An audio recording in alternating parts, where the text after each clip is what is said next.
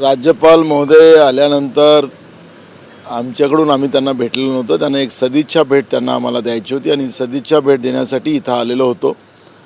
दुसरा महत्त्वाचा प्रश्न की मोठ्या प्रमाणात अवकाळी पावसामुळे जे नुकसान झालं शेतीचं, शेतकरी चिंतेत आहे आणि त्याहीबद्दलची त्यांना परिस्थिती अवगत केली. शेतकऱ्यांच्या आत्महत्याबद्दलची परिस्थिती अवगत केली. राज्यामध्ये शैक्षणिक धोरणाच्या बद्दलचंही सुद्धा त्यांच्या लक्षात आणून दिलेलं आहे. राज्यामध्ये कर्मचारी भरती आणि त्याच्यामध्ये MPSCच्या याच्यामध्ये झालेल्या अनेक त्यावेळच्या मुलांचे जे आंदोलन झालेत आणि त्या विविध कारणं त्याच्यामधले होती, त्या सगळ्या परिस्थितीवर त्यांचं लक्ष केंद्रित करण्याचा एक प्रयत्नसुद्धा आम्ही केला आणि माननीय राज्यपाल महोदयांनी सकारात्मक त्याच्यामध्ये त्यांनी आपली भूमिका मांडली की मी जवळपास महाराष्ट्रातल्या सगळ्या जिल्ह्याचा दौरा करेल, सगळ्या युनिव्हर्सिटीचा दौरा करेल आणि राज्य प्रगतीपथावर कसं जाईल अशावर राज्यपाल महोदयांनी आपली भूमिका मांडली आणि आम्हाला खऱ्या अर्थानं आमचं डेलिगेशन काँग्रेस पक्षाचं राज्यपालांच्या भूमिकेच्या बद्दल आम्ही समाधान व्यक्त करतो आहे.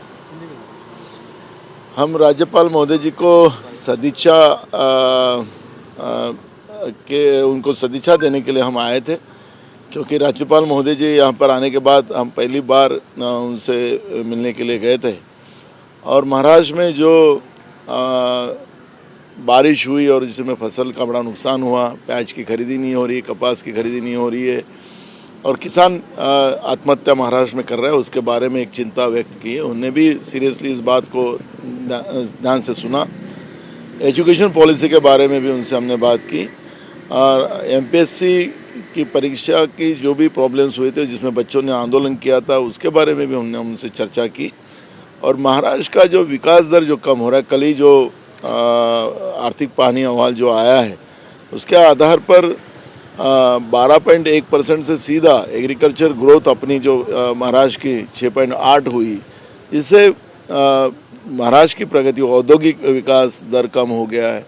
बहुत सी स्थिति है, उसके बारे में भी उनसे चर्चा हुई और सकारात्मक भूमिका माननीय राज्यपाल महोदय ने ली और मैं खुद उसमें ध्यान देता हूँ.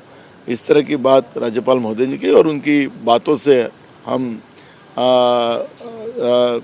समर्पित हैं. सर कह सकते कि पहले वाला माहौल था, भगत सिंह दूसरे वाला खत्म हो गया, नई उम्मीद जगी है. देखो, आखिर राज्यपाल महामहिम राज्यपाल महोदय जो होते हैं, सरकार की गलतियां जो भी हो उनके पास हम अपोजिशन वाले लोग उनको पास जाके बताने का एकमेव स्थान है और राज्यपाल महोदय अगर सकारात्मक और महाराष्ट्र की जनता का विकास की अगर उनको नज़र हो तो ऐसे महामहिम राज्यपाल का तो हम लोगों ने समर्थन ही करना चाहिए. और अब कोश्यारी जी यहाँ पर नहीं है, उनके बारे में चर्चा करना वो गलत होगी. सर, राज ठाकरेची सभा चालते म्हणतायत की मुंबई महानगरपालिकेमध्ये मनसेची सत्ता येणार, म्हणजे कुठेतरी युतीचे संकेत दिलेत असं नाही सर? मला एक बघा, आम्ही आमच्या काँग्रेस पक्षाने राज ठाकरे साहेबांच्या बद्दलचं कुठली प्रतिक्रिया द्यायची नाही असं ठरलेलं आहे, त्याच्यामुळे मी काही प्रतिक्रिया देणार नाही. महाविकास आघाडीची संयुक्त सभा होणार आहे, त्याबद्दल काय सांगाल? आज बैठक झाली, आज बैठक झाली, त्याची तयारी येत्या 15 तारखेला आम्ही पूर्ण सगळे पक्षाचे जिल्हा अध्यक्ष, आमचे सगळे प्रमुख, त्यांची एक बैठक यशवंत प्रतिष्ठानला येत्या 15 तारखेला होणार आहे. 2 एप्रिलला संभाजीनगरला मोठी सभा त्या ठिकाणी आयोजित केलेली आहे, पहिलीवाली, आणि तिथून मग ही सगळ्या पूर्ण राज्यभर महाविकास आघाडीच्या सभा होती. मतलब एक सवाल था कि महाराष्ट्र में जितनी सभाएं महाविकास आघाड़ी करेगी उन सभी सभाओं में उद्धव जी भी खुद मौजूद रहेंगे? बिल्कुल बिल्कुल, उद्धव जी रहेंगे, अजितदादा रहेंगे, सभी रहेंगे. दुसरीकडे पाहायला गेलं तर राज ठाकरे असं देखील म्हणतायत की 25-30 वर्षापासून काँग्रेसची सत्ता होती, मात्र 2014 आणि 2019 त्यांची अवस्था काय झाली असा इशारा त्यांनी. बघा, आम्ही सांगितलं त्यांच्यावर आम्ही प्रतिक्रिया द्यायची नाही तर तुम्ही कशाला विचारता? ABP माझा, उघडा डोळे बघा नीट.